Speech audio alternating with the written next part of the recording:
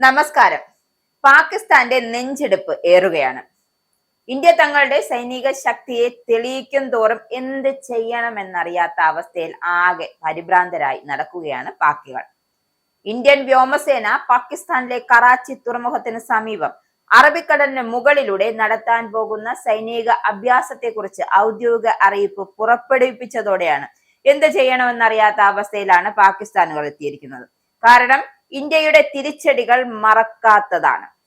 Operation സിന്ദൂറിലൂടെ India നൽകിയ കനത്ത പ്രഹരം, അതിന്റെ ആഘാതത്തിൽ നിന്നും പാകിസ്ഥാൻകാർ ഇതുവരെയും മുക്തരായിട്ടില്ല. പാകിസ്ഥാൻ വ്യോമാതിർത്തിക്ക് തൊട്ടടുത്ത് അറബിക്കടലിന് മുകളിൽ വമ്പൻ വ്യോമാഭ്യാസം നടത്താൻ തീരുമാനിച്ച ഇന്ത്യൻ വ്യോമസേന ഈ വരുന്ന ഡിസംബർ 10-11 തീയതികളിലായിരിക്കും അത് പാകിസ്ഥാനെ വിറപ്പിക്കുന്ന വ്യോമാഭ്യാസം നടക്കുന്നത്. കറാച്ചിയിൽ നിന്നും വെറും 200 നോട്ടിക്കൽ മൈൽ, പാകിസ്ഥാൻ നിയന്ത്രിത വ്യോമ അതിർത്തിയിൽ നിന്നും ഏകദേശം 70 നോട്ടിക്കൽ മൈൽ മാത്രം അകലെയാണ് ഈ അഭ്യാസം സംഘടിപ്പിക്കുന്നത്. തന്ത്രപരമായ അതീവ സുപ്രധാനമായ ഈ മേഖലയിൽ ഇന്ത്യയുടെ വ്യോമശേഷി വ്യക്തമായി പ്രദർശിപ്പിക്കാനുള്ള തീരുമാനമാണ് ഇന്ത്യൻ വ്യോമസേന കൈക്കൊണ്ടിരിക്കുന്നത്. ഒരു അതീവ സംവേദനാത്മകമായ അതിർത്തി മേഖലയ്ക്ക് സമീപമുള്ള ഈ സാമീപ്യം ഇരു അയൽ രാജ്യങ്ങൾക്കുമിടയിലെ സൂക്ഷ്മമായ സുരക്ഷാ സാഹചര്യങ്ങളെയും പ്രതിരോധപരമായ ചലനാത്മകതയും അടിവരയിടുന്നുണ്ട്.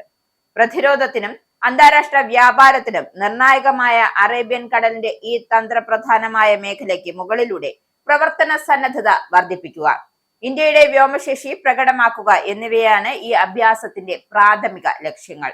വിവിധ യുദ്ധ രഹസ്യാന്വേഷണ സാഹചര്യങ്ങൾ അനുകരിക്കുന്ന തന്ത്രപരമായ അഭ്യാസങ്ങൾ ഇതിൽ ഉൾപ്പെടുന്നുണ്ട്. ഇന്ത്യയുടെ പടിഞ്ഞാറൻ സമുദ്ര അതിർത്തിയിലെ പ്രതിരോധ നിലയെ ശക്തിപ്പെടുത്തുന്നതിനും അടിയന്തര സാഹചര്യങ്ങൾ നേരിടാനുള്ള സേനയുടെ സജ്ജീകരണം ഉറപ്പുവരുത്തുന്നതിനും ഈ അഭ്യാസം സഹായകമാകും. സമുദ്ര സുരക്ഷ ഉറപ്പാക്കുന്നതിലും പടിഞ്ഞാറൻ മേഖലയിൽ ഇന്ത്യയുടെ തന്ത്രപ്രധാനമായ സ്വാധീനം ഊട്ടി ഉറപ്പിക്കുന്നതിലും ഈ അഭ്യാസത്തിന് നിർണായകമായ പങ്കുണ്ട്.